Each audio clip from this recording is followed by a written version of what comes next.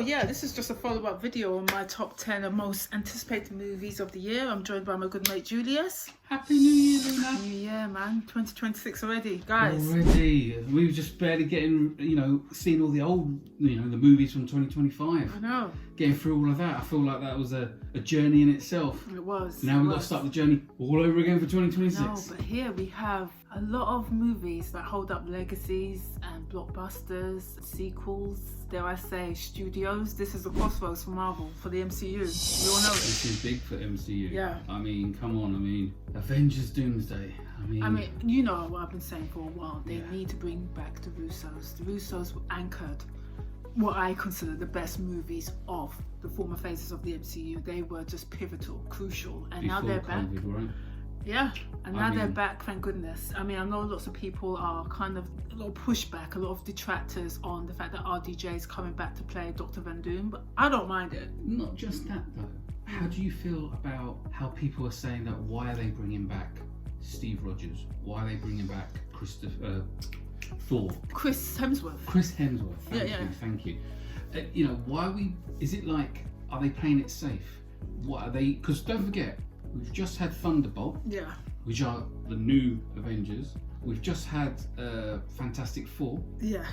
Are you telling us that you're playing it safe because these were the money pullers for us back in the day? How do you feel? Because I know you know how much you love them. Yes, these are beloved characters. These are legacy characters. In the end of the day, it's movie business. They're in the art of business. And, these are familiar faces and they are beloved characters and they were the heart of Marvel.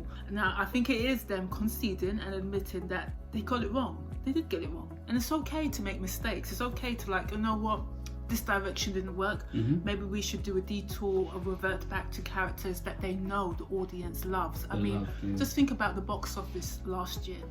Not one of their entries managed to pull in, I think, 500 million. Highest was it, wasn't it? Or was it 500? Oh, 600 million. Not one was able to surpass 600 million. Superman DC was able to do that. Yeah. Marvel are a new terrain. It's not a good look. So if I was Kevin Feige, even before there was even rumours or chatter about the Russos returning, I was like, we need the Russos back. I was like a broken record. Even when Eternals was out, where are the Russos? I miss the Russos. I miss my brethren. I needed them back. And now they're back. It makes sense. This is strategic. I think at the same time... And it's sensible. Yeah, I think at the same time, I hear what you're saying. I also think there was a lot of behind the stuff that we weren't privy to in Marvel, where certain person was let go, then the quality of visual effects seemed to have got a little bit poorer, or I don't know the ins and outs, but I just felt that before COVID they were knocking out bangers, and even the bangers for the single movies for each character, as well as the big Avenger movies, the ensemble cast. Exactly, each one. The only mistake I would say and I've told you this in the past, the only mistake I've always had with Marvel is that they dropped Black Widow's singular movie after that. She should have had her flowers before. Absolutely. Just like the rest of the guys. Absolutely agree. That was again a blip in the journey.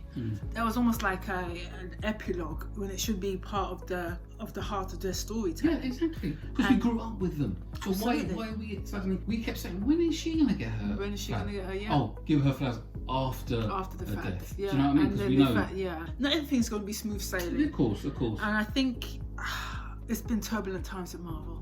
Yes, once you've met you at the apex of your game, there's only one way to go, which is down. I get it, but not to this level. It shouldn't have to go down. You should at least maintain a line of excellence. Exactly. You set the standards. Yeah.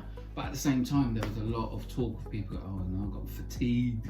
Yeah, superhero fatigue. It did set in because we just need great storytelling. That's all I'm here for. Just great storytelling will do. And I was just deflated with it. Still a Marvel fan, went to all the cinemas to watch all of their most recent releases. We did that. We did. We talked about it. Yes, at the beginning of this time last year, it was the new Captain America. I enjoyed it more when they were doing Falcon and Winter Soldier. Absolutely. Do you know what I mean? That made sense. That made sense. Yeah. But then now to suddenly have him as Captain America, not taking the serum. Well, you saw my review on that movie. Exactly. I beg. What is this? This villain it was tantamount to watching a villain in nostalgic Doctor Who. Exterminate. I mean, I don't like to go in, but let's just, But anyway, going back to what you were saying, Avengers Doomsday. Avengers Doomsday. That is one of my most anticipated movies of the year. I think that's emblematic. I think everyone can concur with that. But I've given my top 10. Okay. So I want to know what your top 10 most anticipated, not in order, not send in order, but your just most anticipated movies of the year. Well, for me, you know, I like a certain character who starred in this movie of last year, and that was Dune Part 2. Okay. And yes, I can't wait for Denis Villeneuve's third iteration of this franchise. Now, I did say that this book, Dune Messiah, is not the most illuminating in the Dune book saga, but as long as they can adapt the story into something creative and something intriguing, and yes, it's going to be very much introspective, because what I like about this last part of the story, or this part of the story, is this is not about a bombastic version of Paul Atreides. This is a very stripped back version, very introspective version, a version where Paul Atreides is now isolated and is born about the loss of who he was and the challenge of leadership and what that has led to. So it's all about the consequences of the story, of his actions. And now, as I say, it's not the most intriguing of the book saga, but I trust in Denis Villeneuve. I trust. I just hope they keep the same prestigious, movie storytelling as they did with the first two. The first was a nice intro. The second was just boss. Okay. The second was, to me.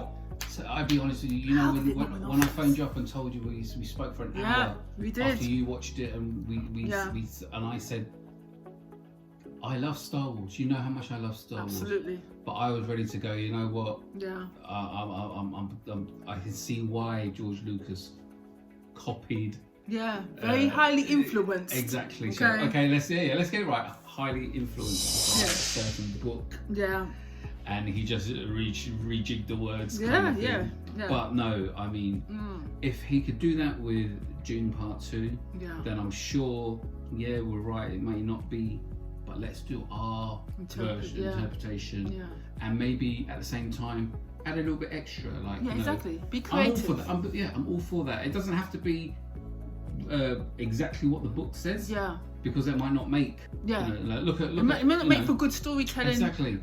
Translation on the big screen. Exactly. Like how you feel with your Harry Potter, how I feel with Lord of the Rings. Exactly. Do you know what I mean? As long as those directors made it good, it didn't have to be word for word. It didn't have to be word for word. Exactly. So be creative. That's all I'll say. And in Denis Villeneuve, we trust. Yeah. I know he's not. He prefers visual storytelling as opposed to dialogue, but in Denis Villeneuve, we still trust. Oh, we still trust. Okay. But yeah, that is one of the anticipated movies of this year. I'm looking forward to it, and I can't wait. Bigger screen.